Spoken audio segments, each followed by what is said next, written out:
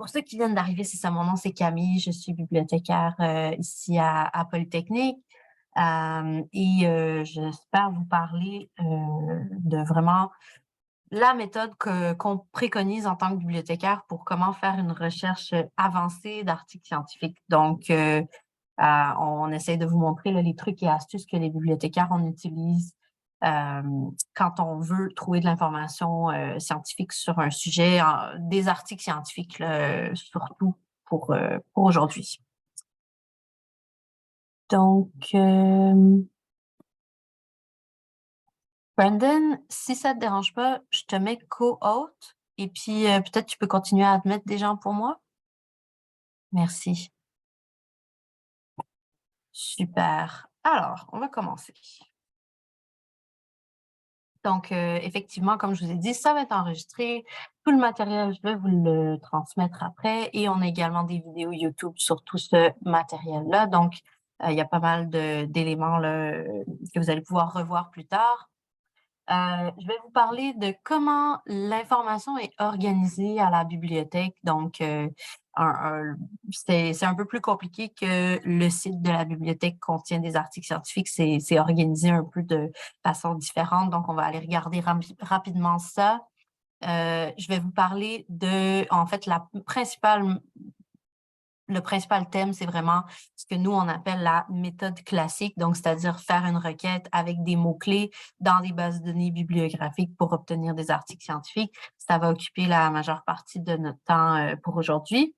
À la fin, je vais montrer rapidement comment utiliser Web of Science pour aller chercher des documents avec, dans le fond, la recherche par citation. Donc, on va utiliser Web of Science pour ça. Pour la méthode classique, je vais prendre en exemple la base de données Compendex, mais vous pourriez appliquer essentiellement les mêmes types de stratégies dans d'autres bases de données. Si jamais il y en a qui étaient intéressés par PubMed, on a donné une formation spécifiquement sur PubMed il y a quand même une manière spécifique là, d'aller interroger PubMed. Donc, si jamais ça vous intéresse, dites-le moi. Je vous fournirai le lien vers ce webinaire-là qui a été enregistré par un de mes collègues pour PubMed. Donc, dans le fond, je veux commencer par vous parler de toutes les sources d'informations qui sont disponibles à la bibliothèque, puis comment vous y avez accès. Donc, c'est super, super important, surtout quand on travaille de la maison, d'installer son proxy. Donc, pour ceux qui ne c'est pas encore fait, le proxy, dans le fond, c'est une façon de vous authentifier pour les services auxquels on est abonné. Donc, ça vous permet d'accéder à toutes les ressources payantes que la bibliothèque offre à partir de la maison. Donc, quand vous êtes à Poly, vous êtes branché sur le Wi-Fi ou vous êtes sur votre ordinateur de travail, il n'y a pas de problème parce que vous êtes reconnu comme membre de la communauté, mais il faut quand même avoir le proxy installé pour les cas où vous êtes en train de travailler à la maison. Donc, sur le site de la bibliothèque, je vous ai mis le lien ici. Donc, quand vous aurez la présentation, vous pourrez aller faire cette petite démarche-là au besoin. Et la raison, dans le fond, qu'on utilise un proxy, c'est qu'on a plein de ressources auxquelles on paye, pour lesquelles on paye, en fait. Donc, Google, malheureusement, ne vous donne pas accès à tout. Donc, il y a plein de contenu, en fait, qui est vraiment exclusif à vous en tant que membre de la communauté et c'est la bibliothèque, dans le fond, qui vous fournit tout ça. Donc, il y a parmi les sources que Google n'est pas capable d'aller chercher, il y a tout le contenu de Sophia. Donc, Sophia qui est notre outil de recherche principalement pour les livres. Donc, si vous voulez savoir s'il y a un livre à la bibliothèque, malheureusement, on ne peut pas taper le nom du livre plus Bibliothèque Poly dans Google. Ça ne marche pas encore. Ça va fonctionner un jour, ça, mais on n'est pas encore rendu là. Donc, on utilise l'outil de recherche Sophia pour aller chercher spécifiquement des livres ou des normes, des thèses, des documents comme ça. Ensuite, pour les bases de données, il y a certaines bases de données qui vont être disponibles et qui sont indexées dans Google. Je vais vous parler des différentes sortes de bases de données tout à l'heure, mais il y en a beaucoup, en fait, ce qu'ils vendent, c'est l'information bibliographique. Et donc, ça veut dire que vous n'aurez pas accès à ces bases de données-là à partir de Google. Donc, un exemple de ça, c'est Compendex, la base de données principale que je vais vous montrer aujourd'hui. Même chose pour Web of Science. Donc, ça ne sera pas disponible directement avec une recherche Google. Il faut vraiment passer par les ressources de la bibliothèque pour y accéder.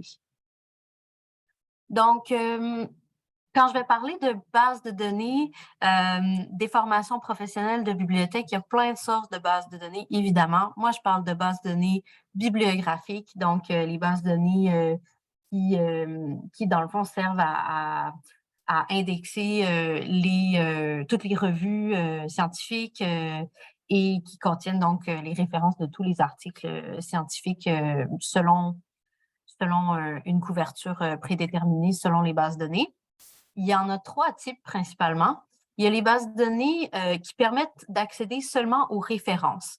Donc, ça, c'est comme Compendex et Web of Science. Ce qui est vendu par cette base de données-là, c'est vraiment un ensemble de revues qui sont dépouillées, qui sont indexées, et c'est cet ensemble d'informations-là structurées qui est vendu. Donc, ce qu'on fait à ce moment-là, c'est que on va chercher principalement dans le titre, dans le résumé et dans les mots-clés des références qui sont dépouillées par la base de données. Et puis, si on est intéressé par le texte intégral, ben là, il va y avoir une petite procédure, dans le fond, un résolveur de liens. Et là, on pourra aller chercher le texte intégral dans une autre source. Il y a des bases de données qui sont des bases de données plein texte. Donc, en général, ces bases de données-là, c'est vraiment, par exemple, des bases de données d'éditeurs. Donc, on peut penser, par exemple, à I3E, qui est I3E Explore, qui est la base de données de l'éditeur d'I3E. Donc, eux, ils vont avoir toutes les références bien décrites, mais directement dans cette base de données-là, vous allez avoir le plein texte. Donc, on a ces 2 types de bases de données-là, et il y en a aussi qui sont hybrides. Nous, on en a moins des hybrides là, dans notre collection à nous, mais ça existe aussi des bases de données hybrides. Ici, j'ai l'exemple d'une référence bibliographique dans Compendex. Ouais, dans Compendex. Donc, on voit que l'information auquel on a accès, c'est vraiment le titre, la source, donc la revue, et puis tout ce qu'il faut pour citer, les auteurs, les affiliations de l'auteur et le résumé avec le DOI. Donc, c'est vraiment, normalement, c'est suffisant comme information pour nous dire, OK, est-ce que j'aimerais aller lire l'article, oui ou non? C'est un peu ça que ça permet de faire. Et si on est intéressé par l'article, là, on va aller cliquer sur le bouton « Documents ». Et ça va nous amener vers nos abonnements et vous allez pouvoir voir si on a accès ou non. Si on a accès, vous le lisez en ligne. Si on n'a pas accès, vous pouvez faire une demande de PEB, prêt en bibliothèque, et vous aurez quand même accès à l'article la majeure partie du temps. Donc, c'est un peu comme ça que ça fonctionne. Puis, ça vous permet en même temps de chercher justement dans plein de sources, même si on n'y est pas abonné. Donc, vraiment pour avoir un étendue de tout ce qui se fait dans la littérature scientifique, puis pas juste regarder les abonnements de la bibliothèque, c'est vraiment utile de passer par ce type de base de données-là. Et puis, comme on peut vous fournir l'article en PEB, vous ne perdez rien, là. Ensuite, ici, on a l'exemple d'I3E Explore. Donc, même processus, on a toutes les mêmes informations, mais en plus, on a un lien direct vers le PDF. Donc, il y a vraiment une distinction là, à faire entre ces deux types-là. Compendex, Inspect, Web of Science, SciFinder, ce sont vraiment des bases de données où on cherche à couvrir un domaine spécifique de la connaissance. Donc, il y a des revues qui sont identifiées et qui rentrent dans un certain, dans un certain carcan. Et c'est celles-là qui vont être dépouillées. Et c'est vraiment c'est pas grave, dans le fond, de quel éditeur ça vient. Donc, ça, par exemple, Compendex, c'est vraiment pour le génie, l'ensemble du génie. Donc, on va sélectionner des revues selon le thème de la revue. Est-ce que c'est en génie ou pas? Alors, peu importe l'éditeur, la référence à l'article va se retrouver là si la revue a été sélectionnée par Compendex. Alors que dans l'autre type de revue, comme l'autre type de base de données comme Science Direct, I3E, Springer Link, Wiley, ça, c'est vraiment des bases de données qui vont exclusivement présenter un éditeur. Donc, c'est des bases de données, en fait, où on va trouver le texte intégral. C'est intéressant comme outil, surtout pour aller chercher le texte intégral. Parce que si on se concentre vraiment sur ces bases de données-là pour faire notre recherche, ben, on risque de tomber, en fait, d'oublier certains éditeurs qui pourraient être intéressants aussi. Puis souvent, les fonctionnalités de recherche sont moins intéressantes dans ces outils-là. On va avoir vraiment une meilleure performance au niveau des paramètres qu'on est capable de mettre dans une recherche quand on regarde les bases de données comme Compendex, Web of Science, etc. PubMed aussi là, ferait partie de ces bases de données-là. Est-ce que c'est clair la différence entre ces deux types-là? Arrêtez-moi n'importe quand là, dans le chat au besoin. Ce qu'on conseille vraiment pour faire une bonne revue de littérature, c'est de ne pas seulement utiliser une base de données. On veut toujours essayer d'aller ratisser un petit peu plus large, identifier quelques bases de données à interroger et c'est normal qu'il n'y ait pas une base de données qui va couvrir tout ce que vous avez besoin comme littérature scientifique. Donc vraiment, pour faire une bonne revue de littérature, on veut s'assurer de couvrir nos bases puis d'aller vraiment chercher dans plusieurs bases de données. Donc, ce que vous pouvez faire, c'est vraiment aller regarder dans les guides de littérature que la bibliothèque vous offre et vous pouvez aller regarder pour votre domaine du génie, quelles sont les bases de données qui sont recommandées par votre bibliothécaire disciplinaire. Et à partir de là, ben, ça va vous donner une idée de 3, 4 bases de données que vous pourriez utiliser. En général, en génie, des bonnes bases, c'est Compendex et Web of Science. C'est pour ça que c'est celle-là que je vous montre aujourd'hui. Mais vraiment, selon vos domaines, il y a d'autres bases de données à aller interroger. Donc, maintenant, je rentre dans, j'ai fini la partie organisation. Je vais parler maintenant de vraiment notre méthode classique, comme on l'appelle. Est-ce que ça allait pour l'organisation? Ça, c'était correct? Super. OK.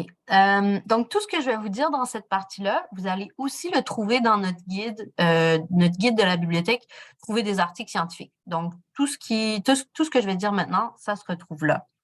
On va faire des exemples puis on va aller quand même un petit peu plus loin, mais vous allez avoir comme une bonne vue d'ensemble dans ce guide-là. Donc, la première chose à faire, c'est identifier le besoin d'information qu'on a. Parce que si on tape des mots-clés un peu n'importe comment dans une base de données, ben, on va trouver des trucs, mais est-ce qu'on va vraiment répondre à notre besoin d'information? Pas nécessairement. Donc, il faut vraiment qu'on pense en amont, qu'est-ce qu'on cherche? Puis, c'est quoi la meilleure façon de trouver cette information-là? Donc, le besoin d'information, en général, on va le décrire en une seule phrase. Donc, il ne faut vraiment pas que ça soit trop compliqué. Puis, en général, ce n'est pas la même chose que votre sujet de recherche. Donc, une recherche, par exemple, si je prends l'exemple d'une thèse de doctorat, une thèse de doctorat, ça va avoir plein de différents besoins d'information. On ne peut pas avoir tous les articles qu'on a besoin pour une thèse de doctorat avec une recherche, une stratégie de recherche. Il faut vraiment varier et réfléchir à tous les différents aspects. Et on va aller identifier un besoin d'information pour chaque requête qu'on va aller faire dans les bases de données. On peut donc avoir plusieurs bases de données, plusieurs besoins d'information qui vont nécessiter plusieurs recherches documentaires avec des stratégies différentes. Puis aujourd'hui, on se concentre vraiment sur les articles scientifiques, mais il y a des besoins d'information qui ne peuvent pas être répondus par des articles scientifiques. Ça va être d'autres types de documents qui vont être utilisés à ce moment-là. Donc aujourd'hui, vraiment seulement les articles scientifiques, mais il y a plein d'autres types de documents qui peuvent répondre à des besoins d'information. Les livres, aides-mémoire, les handbooks qu'on appelle, il y a toujours les brevets, il y a les normes. Donc, il y a plein de types de documents et ceux-là, ils peuvent répondre à d'autres types d'informations que vous aurez besoin. Donc ici, j'ai des exemples de besoins d'information et en fait, on va vouloir les reformuler parce que les deux premiers ne sont vraiment pas adaptés à créer une requête dans une base de données. Donc, le premier cas ici, c'est les causes du dysfonctionnement de l'appareil urinaire chez les personnes paraplégiques et les moyens utilisés pour pallier à ces dysfonctionnements, plus précisément l'implantation d'un neurostimulateur. Alors ça, c'est excellent comme titre d'une thèse peut-être, mais pour vraiment faire une requête dans une base de données, on a beaucoup trop d'éléments. Puis, ça ne va pas être efficace pour trouver des articles scientifiques sur ce sujet-là. C'est trop complexe, il y a trop d'éléments qui jouent là-dedans. Donc, comment est-ce qu'on peut reformuler ça? L'exemple qu'on vous donne ici, élaboration d'un neurostimulateur permettant de pallier au dysfonctionnement de l'appareil urinaire chez les personnes paraplégiques. Donc ça, il y a vraiment un besoin d'information qui est identifié là. Il est complexe, il y a plusieurs éléments, mais ça, c'est correct. Mais au moins, on a comme 3 ou 4 concepts ici qu'on va pouvoir relier ensemble pour trouver de l'information. Parce que ici, en fait, dans la première partie, l'énoncé avant reformulation, il y a des besoins plus généraux d'information, il y a des besoins plus spécifiques, et donc on ne peut pas répondre à tous ces besoins-là avec une requête. Donc, de l'autre côté, ici, on est vraiment ciblé, on devrait trouver des articles sur notre sujet. En B, ici, on a le commerce électronique. Ça, c'est toute une catégorie de littérature scientifique. Donc, ça ne fonctionnera pas pour aller trouver des articles scientifiques. On va se trouver avec 400 000, 500 000, 1 million de résultats. Ça ne marchera pas. Donc, un exemple, il faudrait aller un petit peu plus précis pour obtenir des articles scientifiques. Utilisation des services web pour la mise en place d'un système de commerce électronique, ça, c'est bon. Ensuite, ici, on en a un qui n'a pas besoin d'être formulé, il est très bien comme ça. Modélisation numérique des effets thermiques subis par les alliages d'aluminium. Ça, c'est excellent. On va trouver des articles scientifiques sur ce sujet-là avec une stratégie de recherche. Il n'y aura pas de problème avec ça. Donc, moi, l'exemple que je vais utiliser pour le reste de notre formation d'aujourd'hui, ça va être la simulation numérique de l'accrétion de glace sur des pales d'éoliennes. Puis là, la question qu'on peut se poser, si on est capable de trouver un article scientifique qui simule l'accrétion de glace sur une pale d'éolienne, est-ce qu'en fait, on ne s'intéresserait pas plutôt à tout ce qui aurait un profil aérodynamique? Donc, tout ce qui serait à peu près de la même forme qu'une pale d'éolienne. Donc, selon le besoin d'information, c'est peut-être pas toujours le cas, mais dans mon cas, à moi, je vais dire, je m'intéresse aux pales d'éoliennes, oui, mais je suis quand même intéressée à avoir des formes similaires. Donc, je vais y aller je vais reformuler mon besoin d'information, puis je vais dire plutôt profil aérodynamique. Donc, je pourrais être intéressée par l'aile d'un avion, par exemple.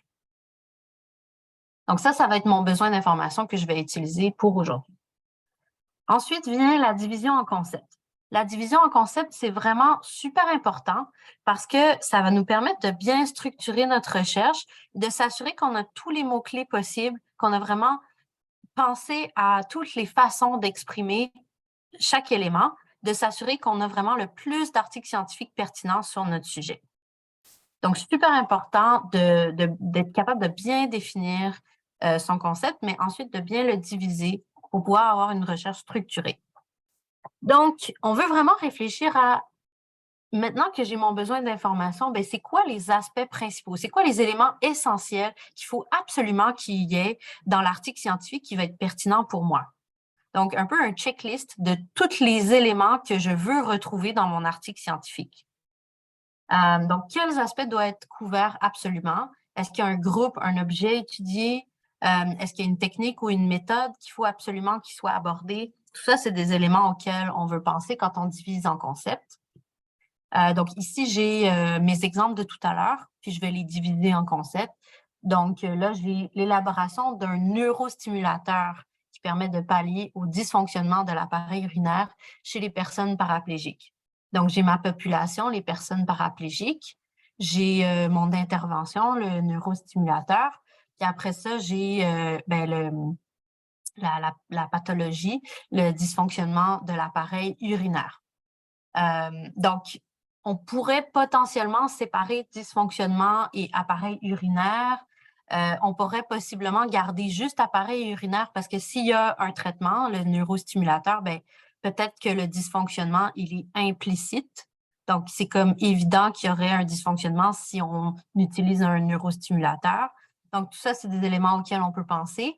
Mais en termes de division, 3 éléments distincts, ça devrait être suffisant. Donc, peut-être neurostimulateur, appareil urinaire, personne paraplégique, ça serait suffisant à tester là, dans les différentes bases de données. Ensuite, utilisation de services web pour la mise en place d'un système de commerce électronique.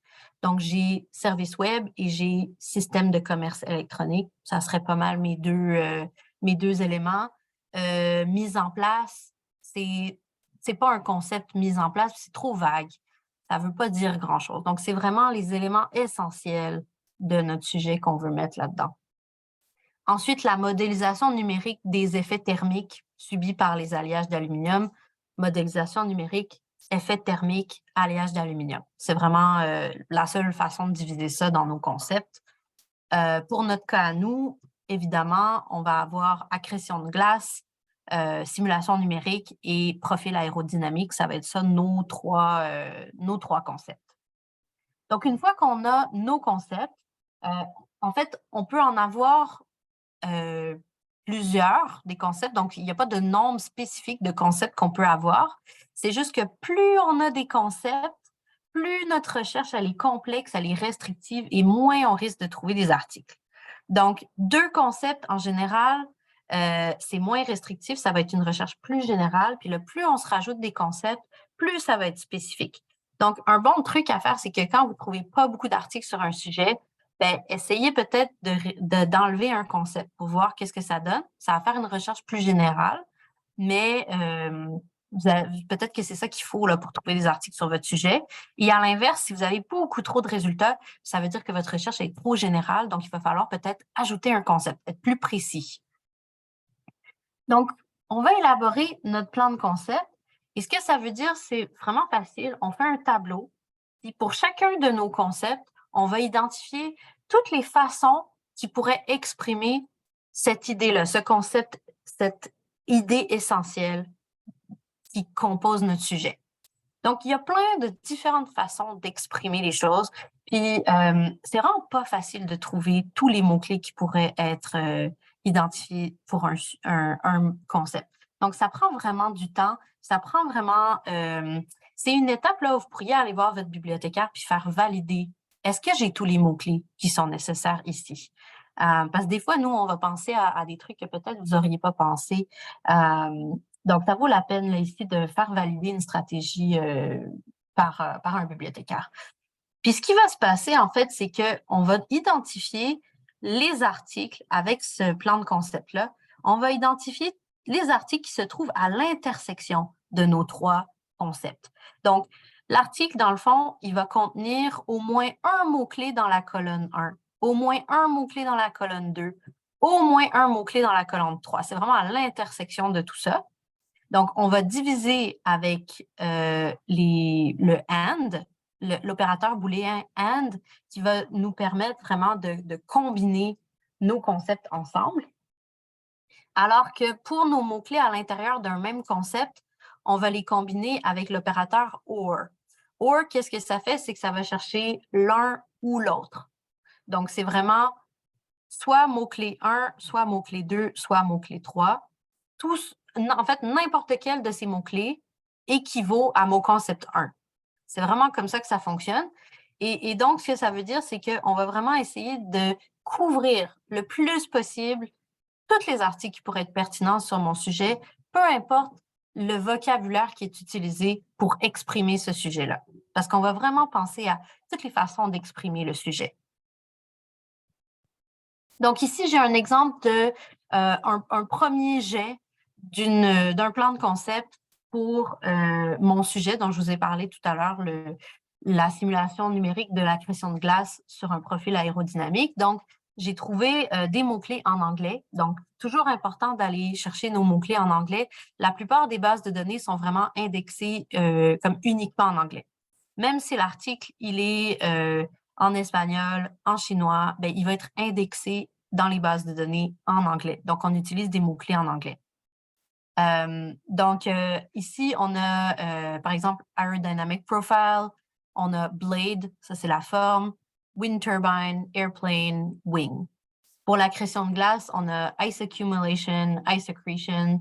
Pour la simulation numérique, on a trouvé Computer Simulation, Numerical Simulation, puis Modeling. Donc ça, c'est toutes des variations, des façons d'exprimer chacun de mes concepts. Puis ça, c'est vraiment préliminaire. Donc ça, c'est vraiment les trucs je me suis assise à mon ordi, j'ai écrit j'ai pensé moi-même à mes mots-clés, mais on va aller encore plus loin pour aller chercher le plus de mots-clés possible. Donc, des façons de vraiment aller chercher plus de mots-clés, on vous propose d'utiliser des outils, par exemple, comme Termium.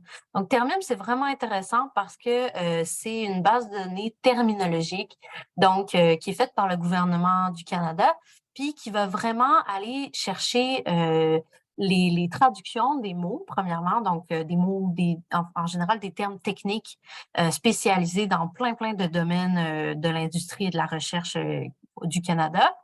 Donc, par exemple, pour profil aérodynamique, ben, on aurait la traduction en anglais, puis en plus, on aurait des synonymes. Donc, c'est vraiment un outil super intéressant à utiliser. Vous pourriez aussi vous inspirer en utilisant des encyclopédies spécialisées dans votre domaine du génie, des aides-mémoires, donc des handbooks. On pourrait aller lire, par exemple, euh, sur la modélisation numérique, puis aller trouver des mots-clés de plus à propos de la modélisation numérique, par exemple. Euh, Dépendamment de ce que vous arrivez à trouver, ben, vous pourriez inclure des quasi-synonymes, donc des choses qui pourraient quand même être intéressantes. Vous pourriez aller vers des catégories plus générales ou plus spécifiques. Par exemple, si on cherchait, par exemple,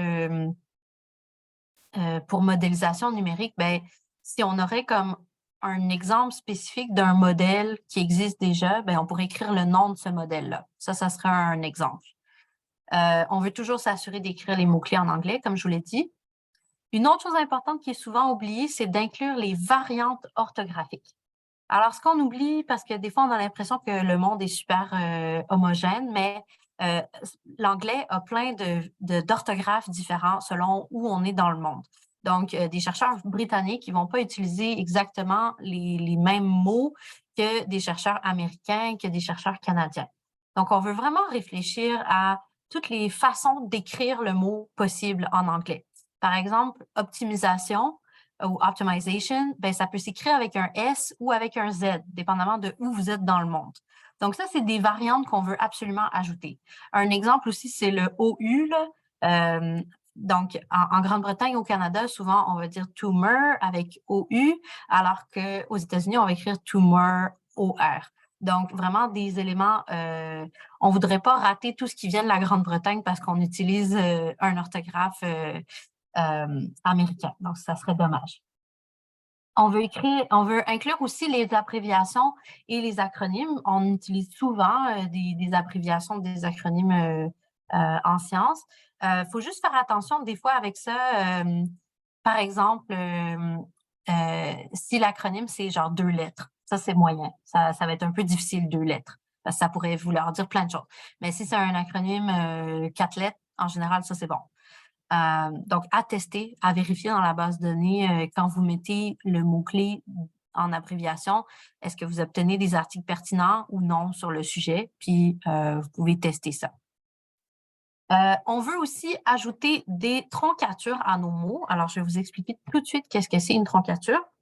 Avant de poursuivre, par contre, je veux juste m'assurer que vous me suivez toujours. Donc, j'ai parlé de division en concept. Là, j'ai parlé de comment enrichir nos mots-clés, d'avoir des belles stratégies. Ça va pour tout le monde? On est correct? OK. Donc, maintenant, je vous parle de la troncature. Donc, la troncature, c'est un outil, dans le fond, qu'on peut utiliser qui va nous permettre dans le fond, de tronquer, de prendre la racine d'un mot et d'aller chercher toutes les terminaisons de ce mot-là. Donc, ça va nous permettre, à la place d'écrire comme 5 mots-clés qui viennent tous de la même famille, ben, on va l'écrire une fois, mais on va mettre la troncature. Donc, par exemple, model, il va aller chercher model, models et modeling. Donc, avec un mot-clé, on arrive à trouver 3 mots différents. Donc, super utile. Il faut juste faire attention avec les troncatures parce que, dépendamment du placement à l'intérieur de la racine du mot, on peut se trouver avec des trucs un peu bizarres. Alors, l'exemple en fait, d'une troncature qui a été mise trop tôt dans le mot, ça serait hydrotroncature. Hydrotroncature, ça veut dire tellement de choses, on va obtenir des trucs qui n'ont rien à voir avec notre sujet. Donc, c'est pas idéal. Ici, trajectory, le problème qu'on a ici, c'est que, en fait, la façon de dire trajectories au pluriel, c'est avec un I et non pas un Y. Donc là, en fait, on veut probablement rien trouver de plus avec notre troncature ici. Donc, il faut vraiment le mettre après le R si on veut obtenir le pluriel de ce mot-là. Ici, même chose, probabilite, ben, on va rater probabilistique. Donc, probablement, on aurait voulu le mettre après, par exemple, probabi. Et là, on aurait mis notre troncature là. Donc, c'est un peu ça pour le placement de la troncature. Si vous n'êtes pas sûr, est-ce que vous avez bien mis le placement de votre troncature? Ce que je vous suggère, c'est de le tester dans la base de données. Fait que, par exemple, si on met hydrotroncature dans Compendex, on regarde qu'est-ce qu'on obtient comme résultat et là, on réalise, aïe, aïe, aïe, ça n'a pas bien marché ma troncature. Donc, c'est un petit test que vous pouvez faire juste pour vérifier, ben, est-ce que ça donne le bon sujet quand je mets la troncature à cet endroit-là. Donc, ici, j'ai travaillé un petit peu plus fort, j'ai été dans Termium, j'ai été regarder dans des handbooks. Là, je commence à avoir une belle stratégie. J'ai pas mal plus de mots-clés. J'ai travaillé fort. J'ai peut-être demandé de l'aide à un bibliothécaire. Je commence à avoir quelque chose d'intéressant. Une autre chose au niveau de l'orthographe que j'ai pas mentionné, c'est est-ce que ça prend un espace ou non? Et qu'ici, on a windmill en un mot et on a windmill. Donc, ça, c'est un autre exemple de différence d'orthographe. Puis, la base de données n'est pas intelligente, n'est pas assez intelligente pour savoir que des fois, ça prend un espace, des fois, non. Donc, il faut vraiment lui dire, tu peux chercher avec un espace, tu peux chercher sans espace aussi. Donc, on a ça c'est avant les troncatures. On a vraiment des grosses listes. Après les troncatures, OK, attendez, je vais reprendre ça après. Je vais juste vous montrer. Ici, après les troncatures, on en a un peu moins parce que on a réussi à comme combiner en racines de mots. La prochaine chose, les mots-clés redondants. Donc, ça, c'est quelque chose, en fait, c'est pas la fin du monde, les mots-clés redondants. C'est juste que souvent, ça vous donne une fausse impression que votre stratégie, elle est ultra précise. Sauf qu'en fait, elle n'est pas précise parce que vous avez utilisé un mot extrêmement général qui va aller comme neutraliser tous vos mots-clés plus spécifiques que vous avez utilisés. Donc, par exemple, ici, j'ai ice tout seul et j'ai ice formation. Donc, je me dis, ben, ça va être bien, je vais avoir des trucs sur la formation de la glace ou l'accrétion de glace. Ben, en fait, vu que j'ai ice tout seul, en fait, je vais avoir des trucs sur ice, tout simplement. Donc, il y a un choix à faire. Est-ce qu'on veut être plus précis ou on veut être plus général? Puis ça va vraiment dépendre de combien de résultats vous avez dans la base de données et puis à quel point vous pouvez vous permettre d'aller dans le général. Donc, c'est une décision à prendre vraiment. Puis la meilleure chose, c'est de le tester dans la base de données, puis voir le nombre de résultats que vous obtenez, regarder si les résultats sont pertinents, faire le choix. Est-ce qu'on va plus général avec ICE ou est-ce qu'on va plus spécifique avec ICE formation, ICE accumulation? Et dans notre cas à nous, ce qu'on a décidé de faire, c'est qu'on a décidé de rester avec ICE. On s'est dit, ben, si on parle d'un profil aérodynamique puis de glace, ça va être suffisant pour sous-entendre qu'on parle d'accrétion de glace. On n'a pas besoin du mot accrétion. On va vraiment se limiter à glace ou à tout ce qui a à voir avec le froid. Donc, ça, c'est la décision qu'on a prise après avoir testé dans la base de données, regardé les résultats. Et ça va être vraiment un choix de vos besoins. Qu'est-ce que vous avez besoin? Donc, on a terminé d'élaborer notre première stratégie et on n'est même pas encore allé dans la base de données. On a fait plein de choses. On ne s'est pas encore rendu à la base de données, mais vraiment, on a fait des petits tests quand même. Là, je ne l'ai pas fait en live, mais tout ça, à chaque fois qu'on prend une décision, on fait des tests. Puis on regarde qu'est-ce que ça donne comme avec nos résultats. Mais c'est vraiment étonnant à quel point on passe du temps à tester et à retravailler notre stratégie. Puis une fois qu'on a vraiment une bonne stratégie, ben là, on va la conserver, puis on va pouvoir la réutiliser plus tard. Donc, c'est vraiment un investissement de temps, mais qui devrait payer après. Là, je suis passée rapidement. Là, j'avais un tableau. Maintenant, j'ai quelque chose de complètement différent. Ça s'appelle, dans le fond, une requête qu'on va aller utiliser dans nos bases de données. Donc, qu'est-ce qu'on a fait? Ben, on a pris chaque concept et on a listé tous les mots-clés pour le concept 1, par exemple. On a mis des OR, donc l'opérateur booléen OR, qui va vraiment dire « j'en ai besoin d'un dans cette liste-là. N'importe lequel, excellent, il est présent, bon, tu me le mets dans ma catégorie résultat. » Et on fait la même chose avec le concept 2 et le concept 3. Une fois qu'on a ça, donc on les a toutes combinées, nos mots-clés avec des OR, on les met en parenthèse pour chacun de nos concepts. Et ça veut dire, ben, c'est comme en mathématiques, là, on les met ensemble. On les met tous ensemble. Et ensuite, une fois qu'on a ça, on va combiner nos concepts ensemble avec des AND. L'opérateur booléen AND, c'est restrictif parce que ça veut dire qu'il faut absolument qu'il y ait au moins un ici, au moins un là, au moins un là. Donc, plus on ajoute des AND, plus on ajoute des concepts, plus c'est une recherche qui est restrictive. Et plus on ajoute des mots-clés, plus on devrait obtenir des résultats. Donc, si vous n'avez pas assez de résultats, vous essayez de trouver d'autres mots-clés ou vous enlevez un concept. Si vous avez trop de résultats, vous essayez d'enlever des mots-clés ou vous essayez d'ajouter des concepts. C'est un peu, c'est ça la balance qu'on essaye d'obtenir. Donc, comme j'ai mentionné précédemment, on va souvent aller dans plusieurs sources, donc plusieurs bases de données bibliographiques différentes pour essayer d'avoir une vue d'ensemble sur la littérature scientifique qui a été produite sur le sujet. Donc, on vous conseille, pour identifier les sources, d'utiliser les guides de la bibliothèque.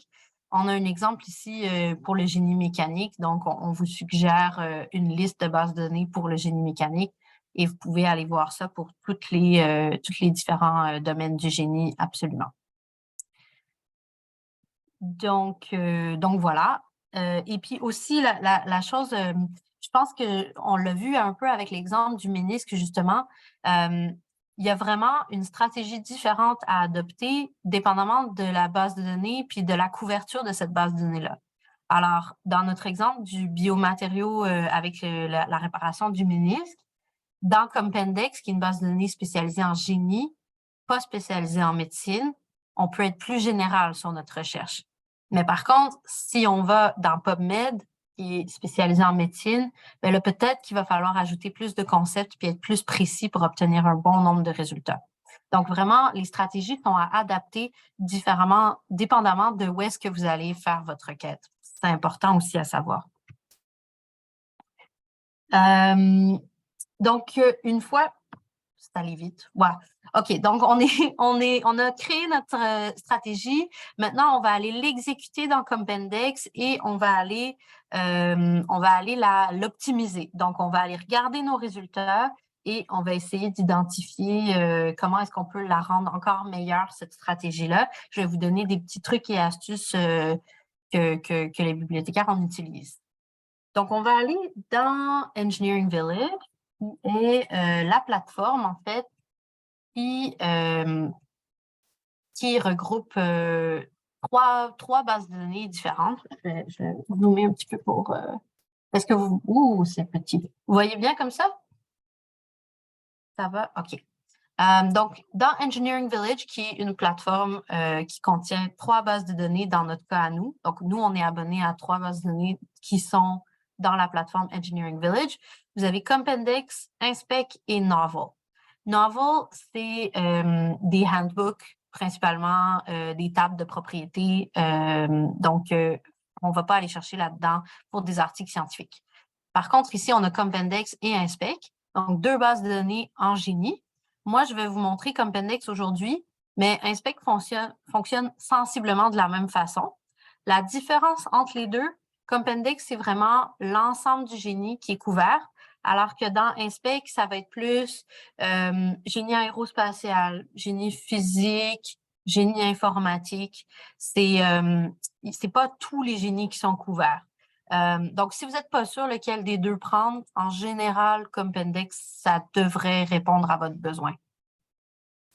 Donc, on va vraiment y aller base de données une à la fois. Vraiment, on ne veut pas aller interroger dans plusieurs bases de données en même temps.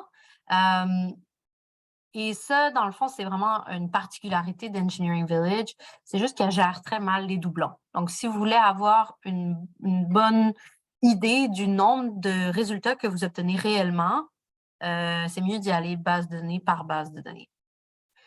Là, en ce moment, je suis dans le mode expert. Puis c'est vraiment ça que je vais vous montrer aujourd'hui. Mais sachez que quand vous passez par les bases de données de la bibliothèque ici, si je vais à C et à Compendex, j'arrive à la recherche de base, la Quick Search. Nous, on vous conseille, surtout avec tout ce que je viens de vous dire, tous les trucs et astuces que je vais vous donner, vous allez vraiment avoir une recherche plus précise, mieux paramétrée avec la Expert Search. On y va avec, comme ça ici, les parenthèses, les opérateurs booléens. Puis je vous ai montré comment faire, donc il ne devrait pas y avoir de problème. Donc, on utilise la Expert Search. Vous allez pouvoir choisir vos dates. Donc, les 10 dernières années, les 20 dernières années, ça va vraiment dépendre de votre sujet de recherche. C'est vous les spécialistes. Jusqu'à où est-ce que vous accepteriez de lire un article? C'est juste, est-ce que l'article date de 10 ans, vous le lisez ou c'est trop vieux? C'est à vous de décider. Au niveau du tri, alors, c'est intéressant le tri parce que vous avez deux choix, enfin, vous pouvez avoir plusieurs choix dans les bases de données. En général, vous allez avoir une option qui est un algorithme de pertinence.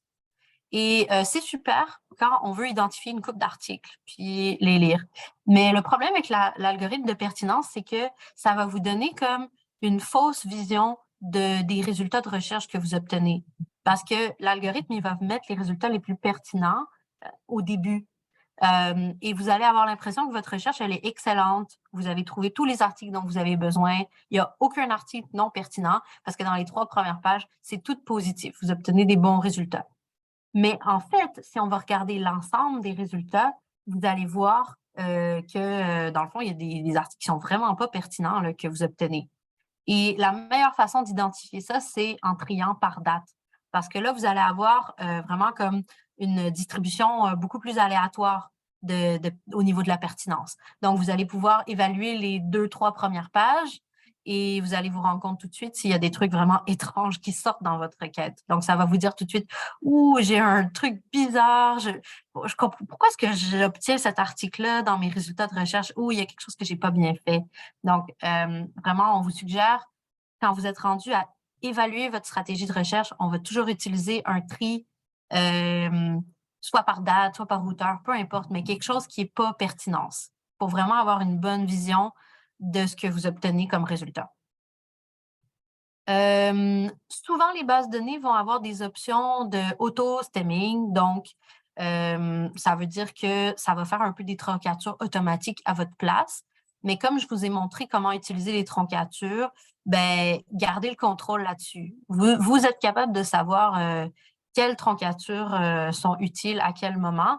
Puis, je vous ai montré que, dépendamment de où on met la troncature, on peut obtenir des résultats qui sont vraiment pas intéressants. Puis la base de données, ben, elle a fait ça automatiquement. Donc, c'est vraiment mieux de garder le contrôle sur nos troncatures. Donc, on veut laisser l'auto-stemming à off ici. Ça existe dans plein de bases de données, donc c'est bon à savoir. Donc là, j'ai tout paramétré mes éléments et je vais pouvoir commencer ma recherche.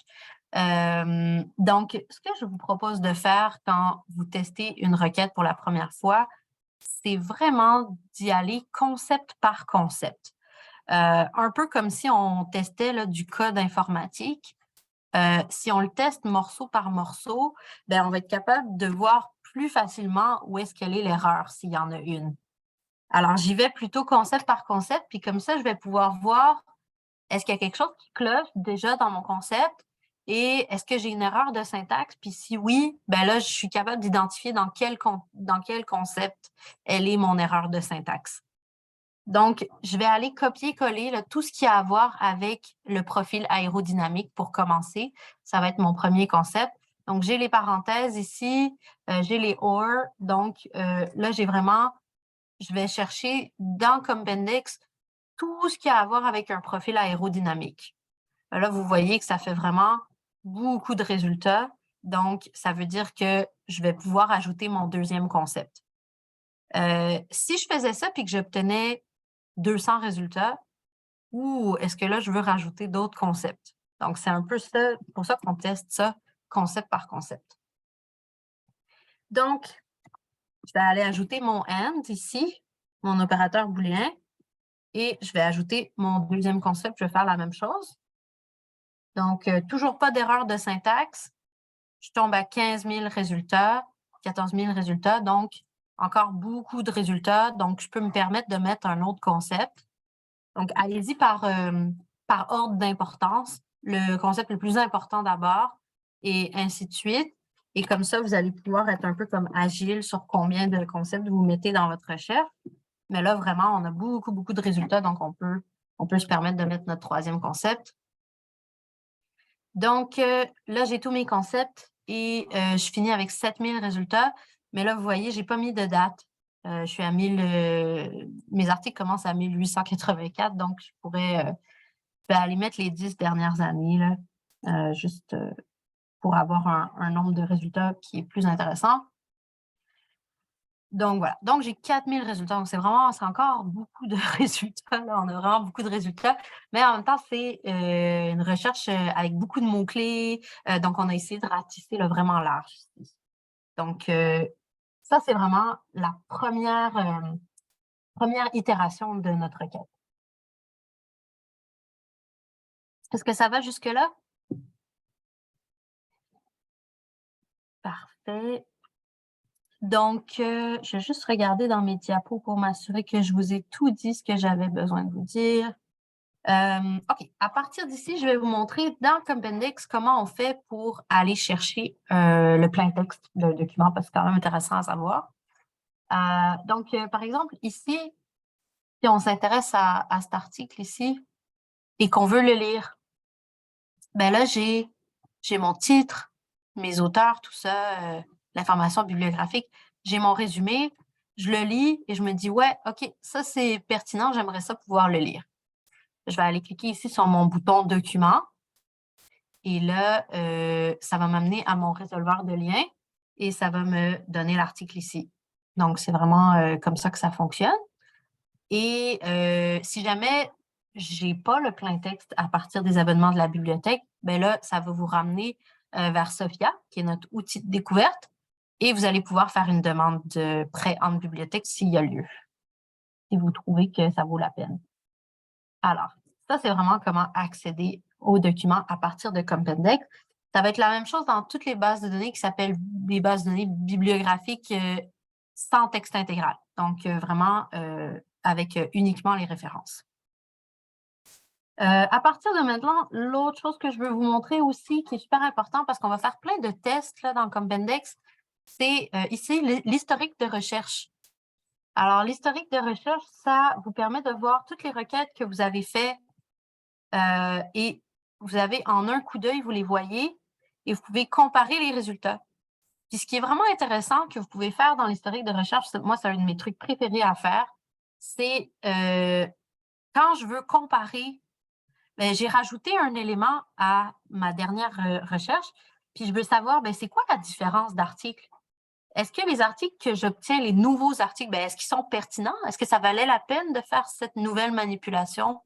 Alors, la façon de faire ça, c'est d'aller dans notre historique de recherche. On va sélectionner la nouvelle requête, donc celle qui contient le changement qu'on veut évaluer. Et je vais mettre ici un autre opérateur dont je n'ai pas encore parlé, l'opérateur NOT, donc qui va exclure les résultats. Et je vais aller exclure ma requête précédente qui ne contient pas le changement. Donc, NOT, et je vais mettre numéro 22. Oups, voilà. Donc, note la requête précédente. Donc, ce que je vais obtenir, c'est la différence entre les deux requêtes. Donc, qu'est-ce que mon changement a apporté? Et là, j'obtiens...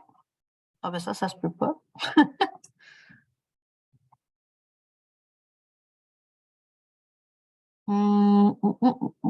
Pourquoi ça a fait ça? 23. Ah non, c'est pas ça que je veux faire. Excusez-moi. C'est la première requête, not la requête suivante. Excusez-moi, je me suis trompée. Ça fait du sens. Voilà. Donc là, j'obtiens... Oh, ça marche toujours pas. Bon, attendez là. C'est 22, not 23. Ça doit être ça. 22, not 23. On va y arriver. Ah, voyons. OK. Il y a quelque chose que je fais mal, là, mais d'habitude, ça fonctionne. Quelle horreur. Peut-être que j'ai un exemple de quelque chose que j'ai fait.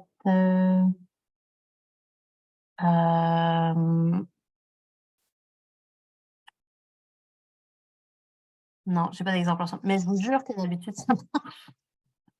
En tout cas, mais oui, donc normalement, ça vous donne la différence entre les deux. Et puis, et c'est super utile quand vous n'êtes pas sûr que votre manipulation que vous avez faite, elle vaut la peine d'être faite.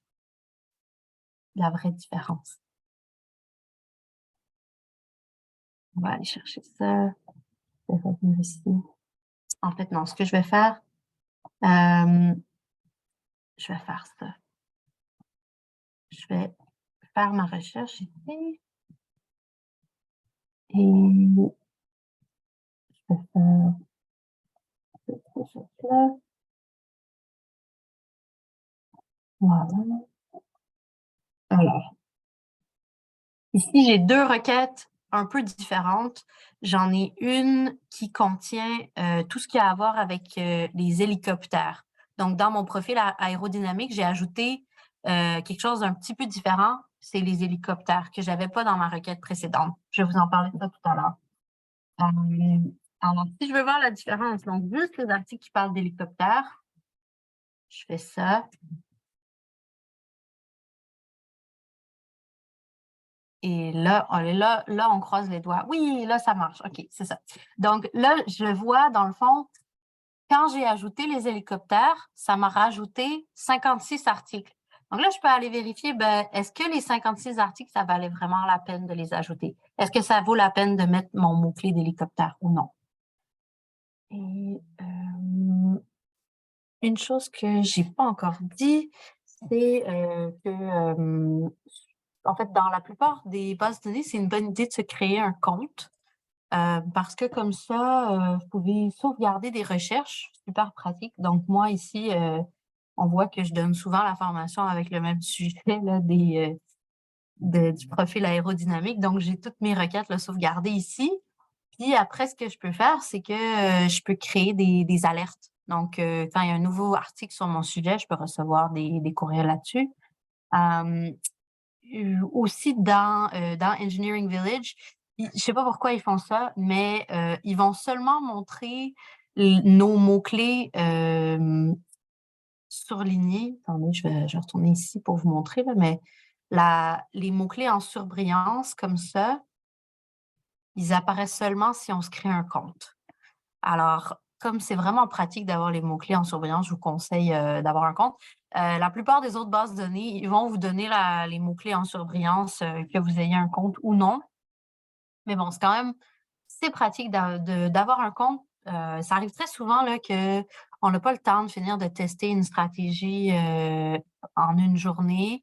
Donc, vous sauvegardez votre recherche, puis là, vous y retournez le lendemain, vous continuez à travailler dessus.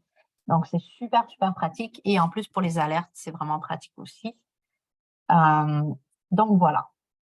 Donc j'ai une première stratégie. Puis là, il faut que j'essaye de voir, ben, est-ce que je suis sur le bon chemin? Est-ce que je m'enligne au bon endroit avant même de commencer à optimiser? Donc, comment est-ce que je peux faire pour essayer de valider que ma stratégie, elle a de l'allure, que je m'enligne pas vers un mauvais chemin? il y a deux choses que je peux faire. La première chose, c'est assez mécanique, là, mais c'est de trier par date et d'aller regarder vraiment les premières pages de résultats. 3, 4 pages de résultats et aller lire. Ici, si je clique sur Show Preview, j'obtiens le résumé. Je peux aller lire le résumé puis dire, bon, celui-là était pertinent, excellent. Je retourne au prochain. Est-ce que celui-là il est pertinent? Non. OK, je le note, puis je vais essayer d'identifier, ben, pourquoi est-ce que ma stratégie a trouvé ce document-là qui n'est pas pertinent. Donc, on prend vraiment le temps là, de faire ce triage. Ça prend du temps, c'est long. Mais il faut le faire pour être capable d'identifier des résultats qui sont non pertinents. Puis, on se les garde pour plus tard parce qu'on va essayer de voir ben, qu'est-ce qu'on peut faire pour plus avoir ces résultats-là. Comment est-ce qu'on peut modifier notre stratégie pour enlever les résultats non pertinents, mais en gardant nos résultats pertinents. La deuxième chose qu'on peut faire pour tester la validité, c'est que normalement, là, si vous connaissez un peu votre sujet, vous devriez connaître des articles pertinents sur votre sujet déjà. Donc, la question, c'est est-ce que ma requête, je suis capable de trouver les articles que je connais déjà qui sont pertinents sur ce sujet-là? Puis si je suis capable de les trouver, bah, ça veut dire que je suis quand même dans la bonne direction, je m'enligne bien. Alors, comment on peut faire pour tester ça? Vous avez votre stratégie ici. Et là, à la fin de tout ça, vous allez faire AND. Et là, vous pouvez ajouter le nom d'un auteur que vous connaissez qui travaille sur ce sujet-là ou le titre d'un article que vous connaissez et qui parle de ce sujet-là. Et si vous obtenez un bon résultat, ben, ça veut dire que vous êtes dans la bonne voie. Alors, j'avais un exemple, là. J'oublie toujours combien de L il y a dans son nom, à ce pauvre monsieur qu'on utilise toujours en exemple.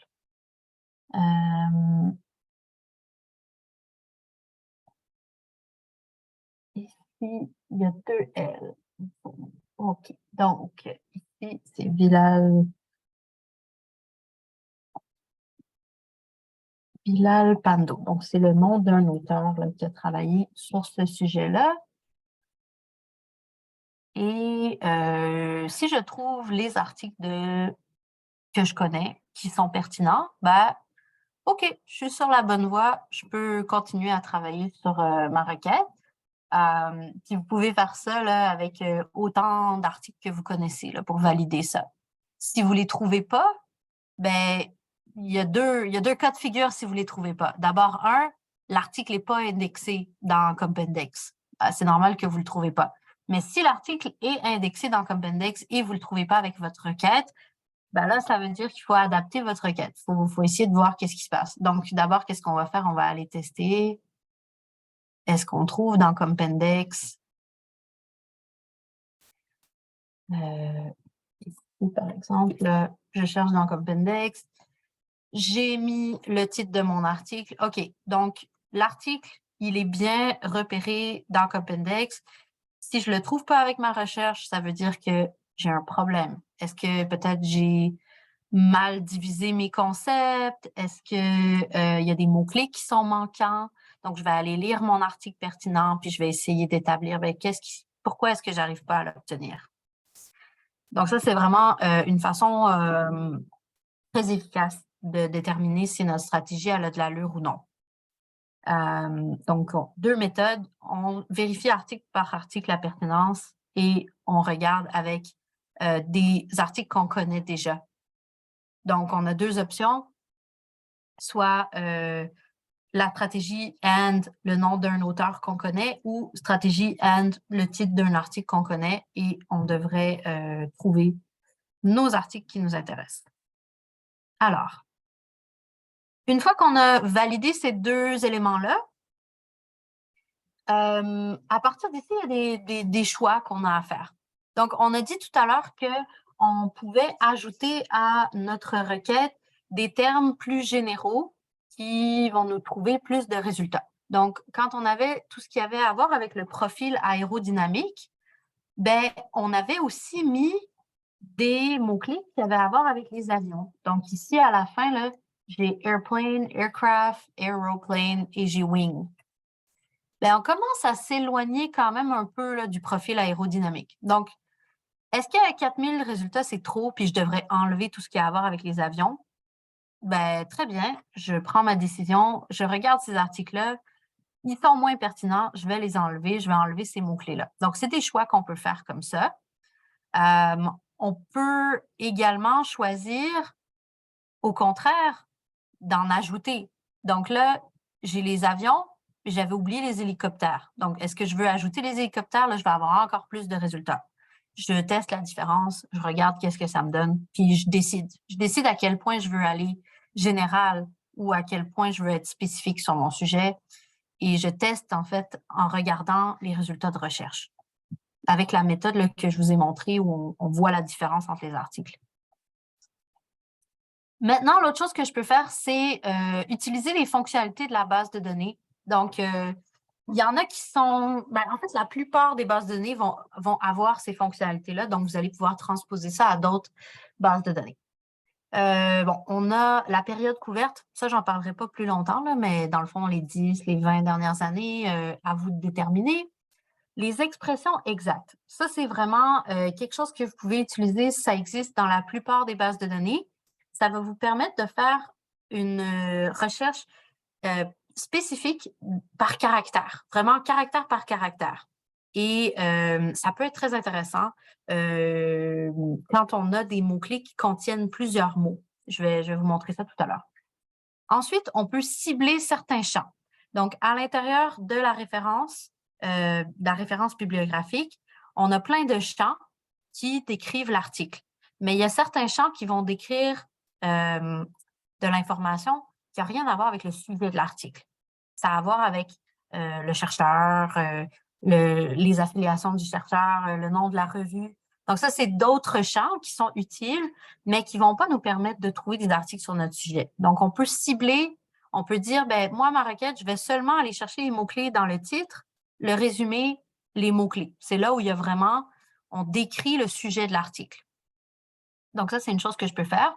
Je peux aussi m'inspirer du vocabulaire contrôlé.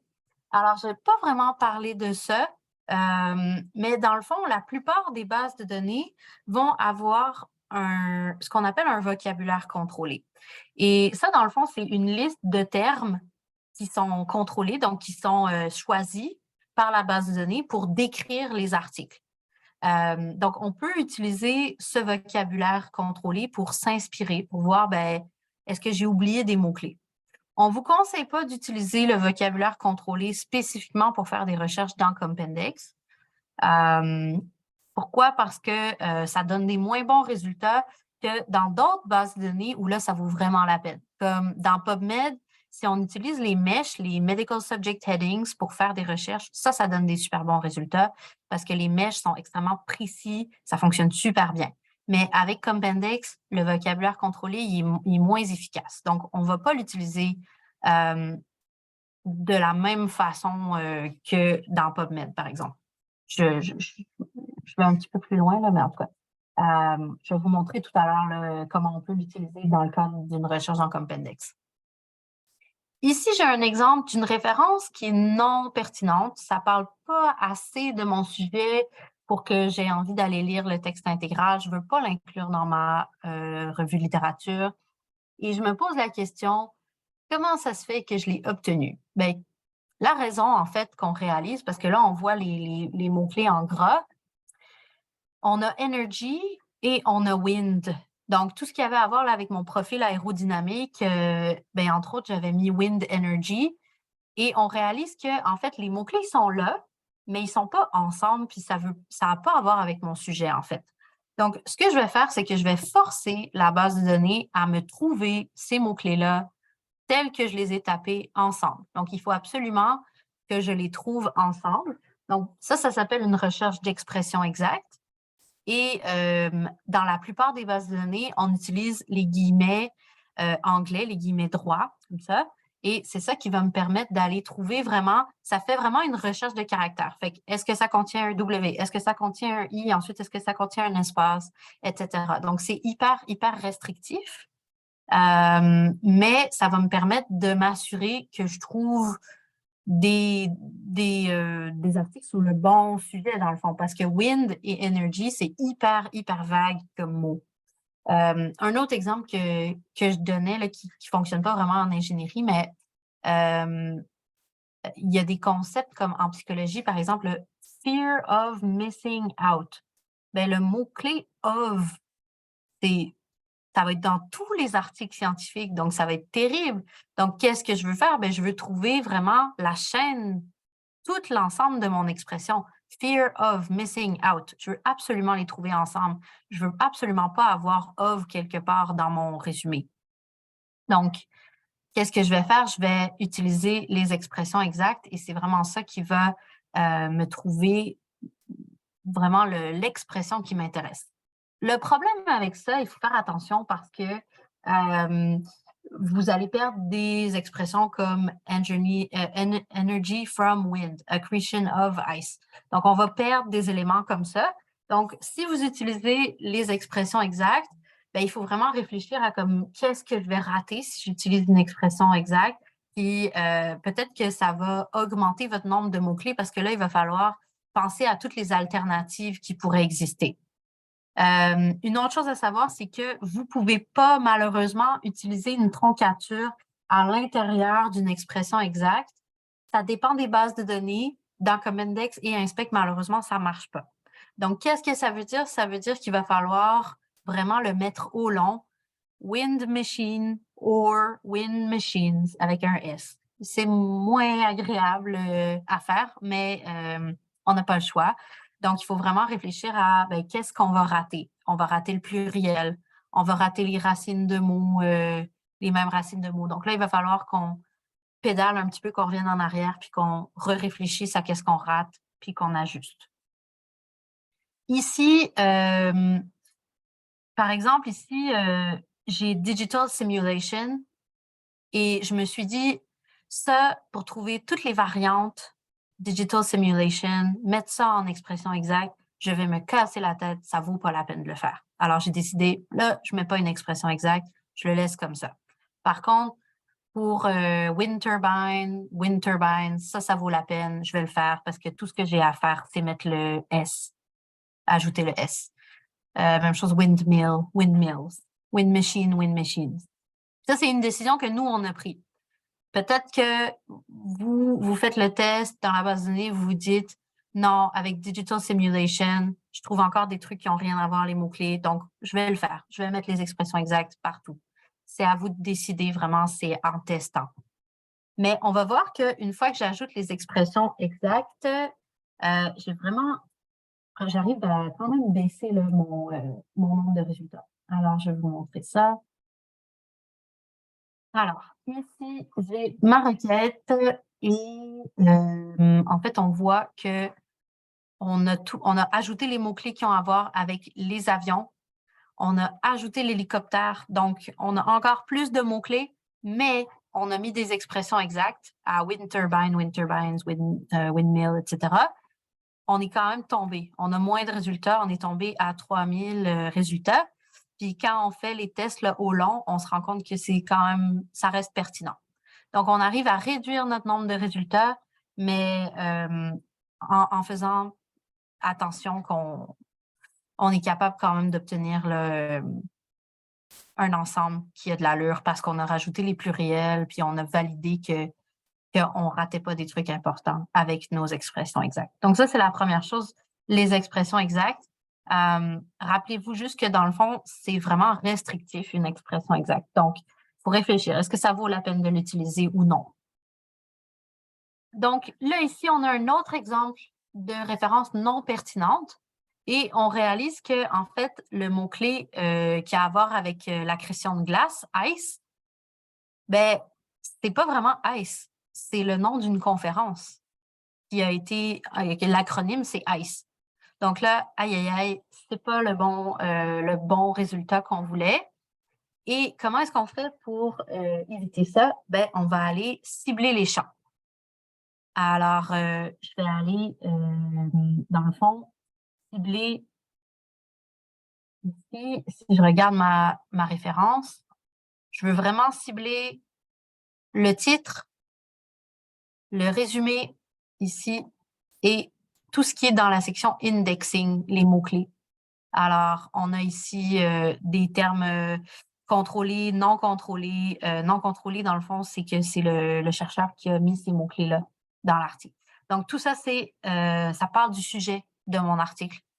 Mais tout ce qui est ici, ça parle pas du sujet de mon article. Tout ce qui est là ici, ça parle de la source, ça parle des auteurs, mais ça parle pas de mon sujet d'article. Donc, je fais une recherche par mots-clés pour trouver des articles sur un sujet. Donc, je veux vraiment seulement aller cibler les champs qui parlent du sujet.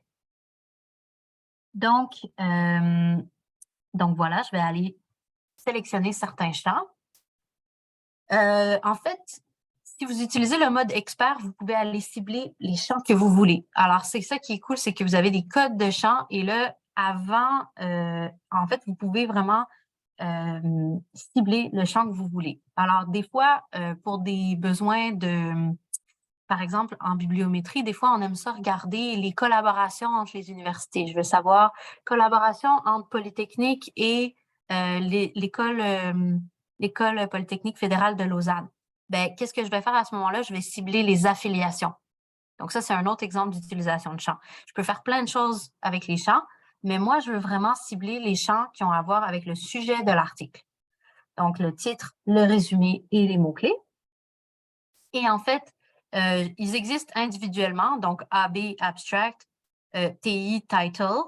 Mais si je vais chercher, en fait, avec le code de champ spécifiquement dans Compendex, je vais chercher avec le champ KY, ça va aller chercher le titre, le résumé et les mots-clés. C'est comme fait à l'avance pour nous. Dans Web of Science, l'équivalent, c'est le champ topic. Le champ topic. Donc, c'est quelque chose qui existe dans la plupart des bases de données, l'idée de vraiment on cible les champs qui parlent du sujet de notre article. Donc, on va aller faire le test dans la base de données. Donc là, j'ai mis mes codes de champ ici. Donc, tout simplement, qu'est-ce que j'ai fait? J'ai pris ma requête, je l'ai mise en parenthèse, j'ai ajouté des parenthèses ici, puis j'ai ajouté WN, ça veut dire within, à l'intérieur de KY. Donc, KY, c'est mon code de champ qui spécifie titre, résumé, mots-clés. Si vous voulez voir les codes de champ, vous n'êtes plus sûr quel code de champ utiliser. Ici, sous Search Codes, vous avez la description. Ils sont toutes là. Donc, je pourrais mettre WNTI, par exemple, pour aller chercher seulement dans le titre, within title. Donc c'est vraiment comme ça que je vais transformer ma requête et je vais aller cibler le champ spécifique les champs, titre, résumé et mots-clés. Donc, si je regarde mon nombre de résultats, 2900. Donc, j'ai vraiment baissé là, de pas mal. J'étais à 3000 et quelques, là, 3500 et là, 2900. Donc, on a vraiment restreint. Et ça, dans le fond, tous les résultats que j'ai perdus, c'est des résultats où il y avait peut-être, je sais pas, ça pouvait être le nom d'un laboratoire. Digital Simulation Laboratory, mais ça ne parle pas du sujet de l'article. Donc, normalement, ça ne devrait pas être des références pertinentes qu'on a perdues. Ça devrait être une bonne manipulation la plupart du temps. Est-ce que ça va pour les expressions exactes et les codes de champ? Oui. OK, super. Des bases de données, il va y avoir une section aide. Donc, là, du coup, où est-ce qu'elle est? Compendex Overview. Non, ici. Elle est ici.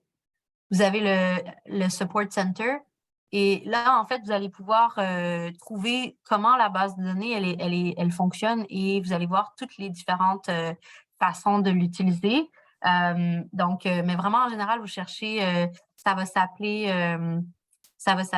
Search Fields, Search Codes, des choses comme ça. Puis c'est différent pour chaque base de données. Donc, comme je disais, dans Web of Science, là, si je vais voir Web of Science, il s'appelle Topic.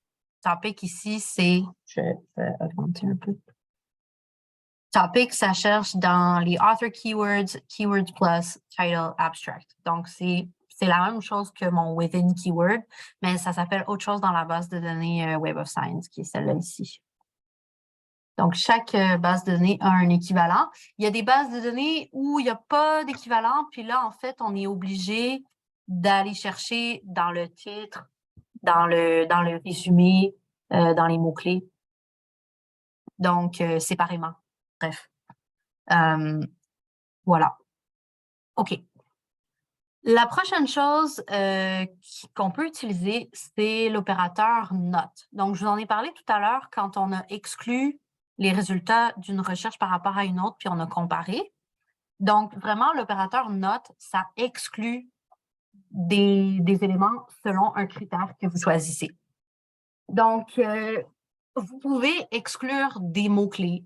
Vous pouvez exclure ce que vous voulez, en fait. Donc, vous mettez des mots-clés et vous mettez un champ un champ et vous pouvez exclure des éléments. Par exemple, ici, on a une requête et on exclut le mot-clé nucléaire. Un exemple, ça serait les cas où, par exemple, on cherche quelque chose qui a à voir avec les fuel cells, mais on obtient les résultats sur les human cells. Donc, cell a deux sens, et là, on veut exclure les articles qui parlent de l'autre sens qu'on ne veut pas. Mais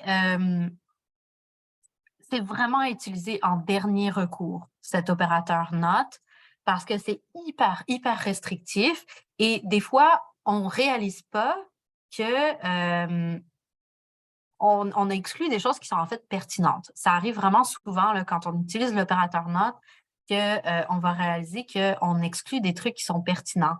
Donc, on a un exemple de ça ici. On a une référence qui est non pertinente. Et on réalise qu'en fait, c'est parce que c'est plus en lien avec le weather forecasting. Donc, on se dit, OK, ben, ça va être difficile de changer mes mots-clés. Donc, à la place, je vais exclure tout ce qui a à voir avec le weather forecasting. Mais si on fait ça, si on fait not weather forecast, on réalise que on va perdre cette référence qui, elle, est pertinente. Et ça arrive souvent. Donc vraiment, si vous voulez utiliser le NOT, je vous conseille vraiment de comparer les deux requêtes ensemble et de vous assurer que dans ce que vous avez exclu, il n'y a pas des références pertinentes parce que c'est vraiment très fréquent. Puis, par exemple, des fois, ça va parler du sujet qui ne vous intéresse pas, mais ça va être comme dans la partie plus discussion. En fait, l'article, il ne parle pas vraiment de ça. Ou des fois, vous cherchez une méthode et donc vous voulez exclure une autre méthode qui ne vous intéresse pas, mais en fait, vous allez exclure des articles qui comparent les deux méthodes. Et ça pourrait être intéressant. Donc, c'est vraiment, faut vraiment y réfléchir à deux fois là, avant d'aller exclure des mots-clés, parce qu'on ne sait jamais comment ça va affecter nos résultats. Donc ça, c'était pour le note et vraiment à utiliser en dernier recours là, quand vous êtes vraiment, vous savez plus comment faire pour avoir des résultats pertinents. Ensuite, le vocabulaire contrôlé. Donc, je vais vous montrer où ça se trouve, le vocabulaire contrôlé. Donc, dans la plupart des bases de données, vous avez des filtres sur le côté ici. Et il y en a souvent un qui va s'appeler subject ou ici, il s'appelle controlled vocabulary. Je vais augmenter un peu pour que vous puissiez voir ici. Donc ici, dans Copendex, ça s'appelle controlled vocabulary. Il y a d'autres endroits où ça va s'appeler Ça va s'appeler thesaurus ou ça va s'appeler subjects. Donc, ça, c'est toutes des façons de dire le vocabulaire contrôlé. Et en fait, c'est plein de termes qui représentent les sujets de mes articles qui sont là. Alors, c'est vraiment intéressant parce que ça nous dit, OK, il y a 1200 articles qui ont été tagués, qui ont reçu comme un libellé de ICE. OK, excellent. Donc, ça, ça me donne une vue d'ensemble sur les sujets qu'il y a à l'intérieur de mes résultats de recherche. Ici, j'ai, qu'est-ce que j'ai d'autre? J'ai, surface roughness, remote sensing. J'ai comme plein de différents termes. Puis là, je peux aller comme avoir une vue d'ensemble sur justement sur quoi sont sur quoi portent les articles qui sont dans mes résultats. Je vois tous les sujets ensemble. Puis des fois, je vais réaliser comme, OK, computational fluid dynamics. Oh, j'avais pas ça dans mes mots-clés. OK, est-ce que je devrais aller ajouter ça? Ça a l'air d'être un mot-clé que j'ai raté qui serait pertinent. Donc, je vais aller l'ajouter, par exemple, là, quand je parlais de numerical simulation ici, ben là, je vais ajouter ici un mot-clé pour computational fluid dynamics, par exemple. Est-ce que c'est vraiment une bonne idée de faire ça? Je suis peut-être pas la bonne personne pour dire est-ce que oui ou non. C'est vraiment une bonne idée, mais c'est un exemple. Donc, c'est ça. C'est vraiment à vous qui êtes expert sur votre sujet de dire ben, est-ce que ce mot-clé-là, il rentre dans ma catégorie ou non. Donc, c'est vraiment comme ça qu'on vous conseille d'utiliser le vocabulaire contrôlé. On ne vous conseille pas de l'utiliser parce qu'ici, vous pouvez exclure, limiter, exclure. Nous, on ne vous conseille pas d'utiliser ces fonctionnalités-là. On vous permet vraiment juste on vous suggère de l'utiliser vraiment pour vous permettre de voir l'ensemble en un coup d'œil, qu'est-ce que c'est les sujets dans vos résultats. C'est vraiment comme ça qu'on vous conseille de l'utiliser. Donc, après toutes ces étapes-là, après tout ce travail acharné, on a passé du temps, on a testé, on a rectifié et on s'est rendu, voici notre stratégie finale sur laquelle on a travaillé très, très fort. Et puis, maintenant, on va la garder précieusement et on va peut-être essayer de l'appliquer dans d'autres bases de données. Donc, une fois que vous avez ça, vous allez pouvoir la réutiliser. Et une autre chose que je vous conseille de faire, c'est évidemment de l'enregistrer dans la base de données et de mettre des alertes pour recevoir des courriels. Quand il y a des nouveaux articles sur ce sujet-là qui vont arriver, restez à jour. Donc, on a passé à travers plein d'étapes d'optimisation.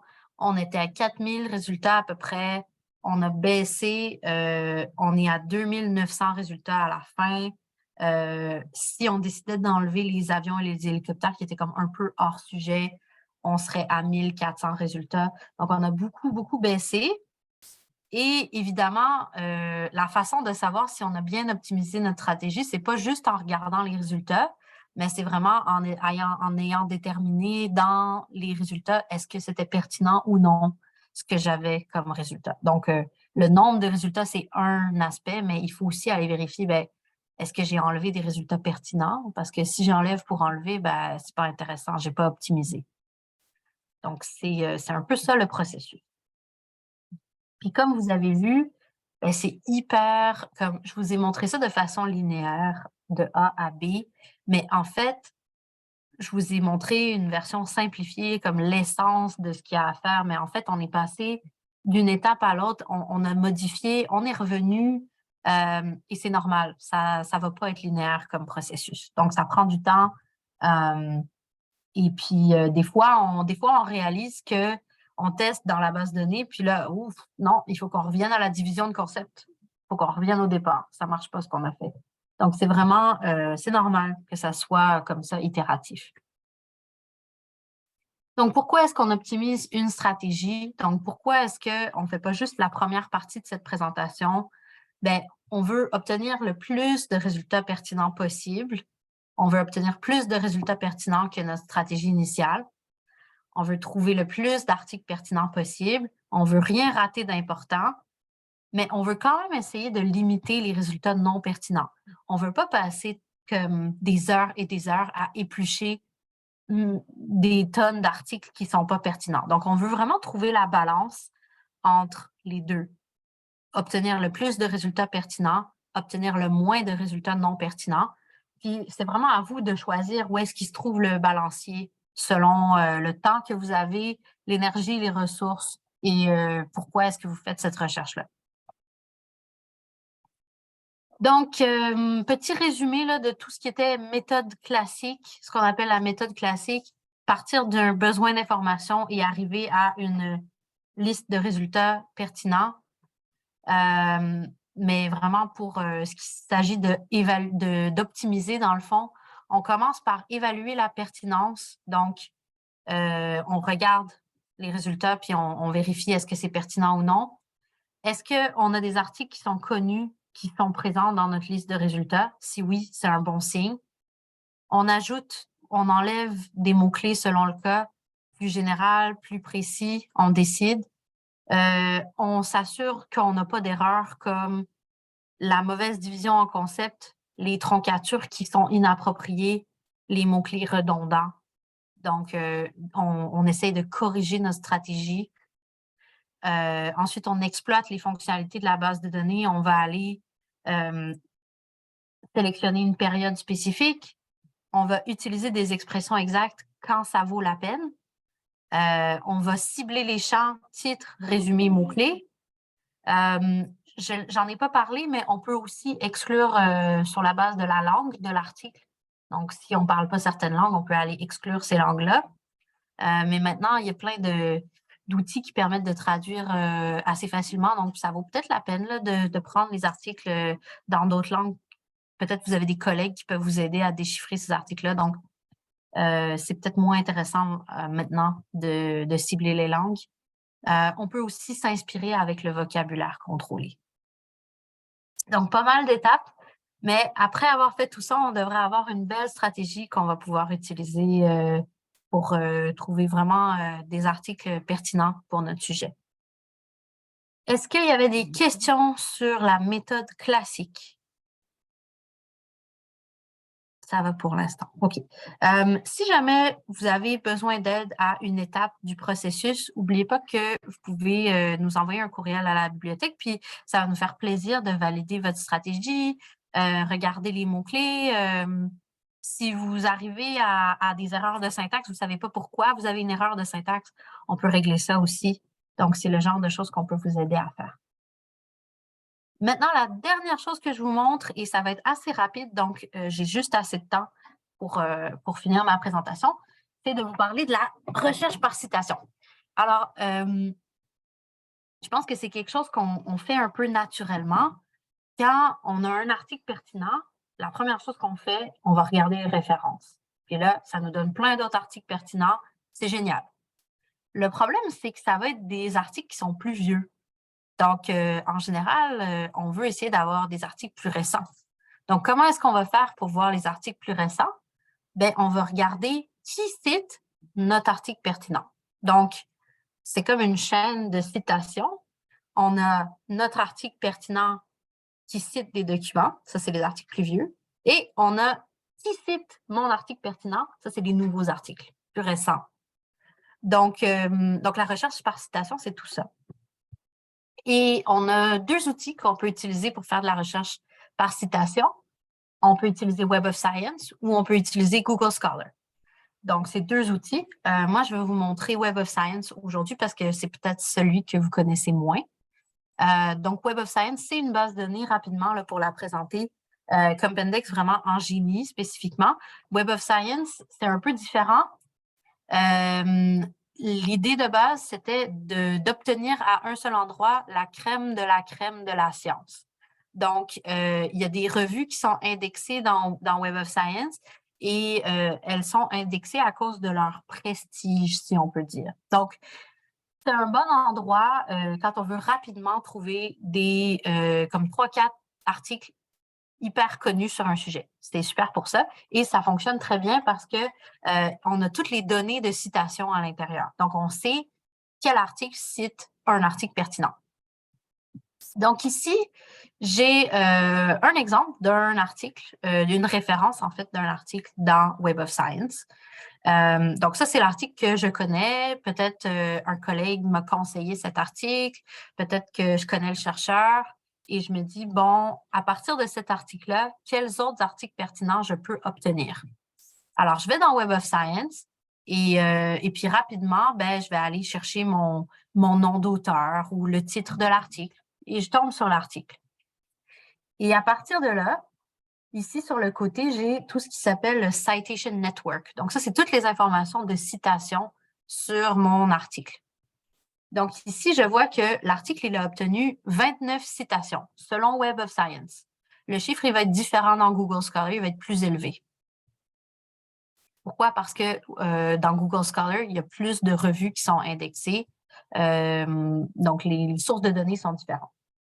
Et ici, je vois l'article, donc l'article de Larivière et Sugimoto et autres auteurs, il a 105 références. Donc là, si je clique ici, j'obtiens tous les articles qui sont cités, donc toute la liste des références dans le fond. Mais, oups, qu'est-ce que j'ai fait? J'avais pris, lequel j'avais pris? J'avais pris le Hot Paper, celui-là.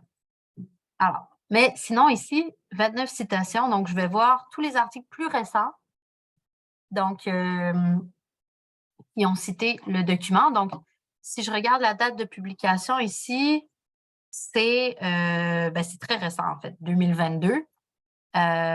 Donc, très, très, très récent, ça date de l'année passée. Donc, tous les articles qui vont citer celui-là, ben, il va être encore plus récent. Alors ici, je vois février 2023, très, très récent. Janvier 2023, donc décembre 2022. Donc, tout ça, c'est des articles plus récents et il cite mon premier article. Donc, ça, c'est vraiment une façon d'avoir d'autres documents pertinents sur un sujet. Des fois, on n'y pense pas à faire ça. Souvent, on pense à aller chercher les références, mais on ne pense pas à cette étape-là.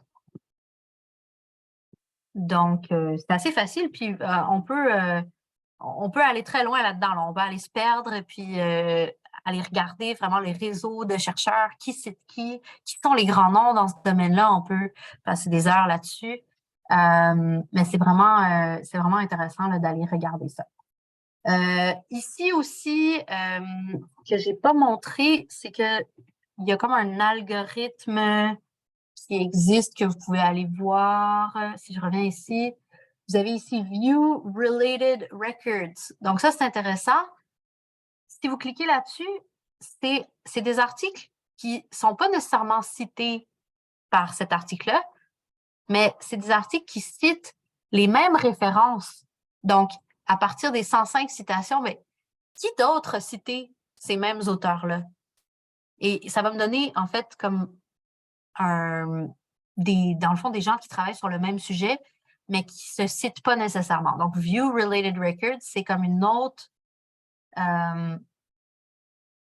encore une autre façon d'aller trouver des articles pertinents, donc peut-être sur un sujet similaire. Donc, on voit ici que effectivement, ça parle du même sujet que mon autre article, mais il n'y a pas comme de relation de citation entre les deux, mais c'est un petit peu plus poussé. Là. C'est comme ils ont des références en commun, dans le fond. Ça s'appelle je pense que ça s'appelle la co-citation. Je pense, j'ai oublié, mais je pense que c'est ça. Donc, c'est intéressant. Et ça, c'est Web of Science qui permet ça. Je ne pense pas que Google Scholar a quelque chose de similaire à ça. Donc, ça permet de repérer des références qui citent un auteur ou un article particulier. En général, dans Web of Science, c'est des citations qui proviennent d'articles scientifiques.